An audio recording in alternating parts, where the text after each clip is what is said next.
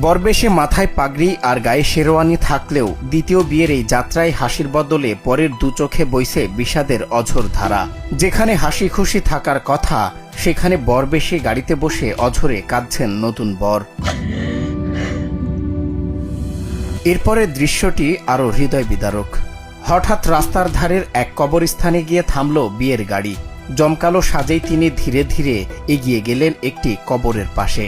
মাথা নিচু করে দাঁড়াতেই দু চোখ বেয়ে নামল অশ্রুধারা। যেখানে চিরনিদ্রায় শায়িত তার প্রথম স্ত্রী, যা এই দৃশ্য দেখে উপস্থিত সবার বুক কেঁপে ওঠে। 2023 সালে তার প্রথম স্ত্রী ক্যান্সারে আক্রান্ত হয়ে পৃথিবী ছেড়ে চলে গেছেন। তাই নতুন সংসার শুরু করার আগে মনে পড়ে গেল প্রথম স্ত্রীর হাজারো স্মৃতি। যার সঙ্গে এতটি বছর কাটিয়েছিলেন সে প্রিয় মানুষটির মুখ হয়তো ভাসছিল মনের ক্যানভাসে। রিয়াদ নামের এই ব্যক্তির এমন দৃশ্য দেখে সহজেই বোঝা যাচ্ছে তিনি স্ত্রীকে কতটা ভালোবাসতেন। তিনি হয়তো কখনো ভাবেননি প্রথম স্ত্রীর জায়গা এত কম সময়ে দখল করে নিবে দ্বিতীয় স্ত্রী। কিন্তু বাস্তবতা বড়ই কঠিন, যেখানে মৃত্যু এক অনিবার্য সত্য। তাই তো এমন বাস্তবতা সহজেই মেনে নিতে পারছেন না এই মানুষটি।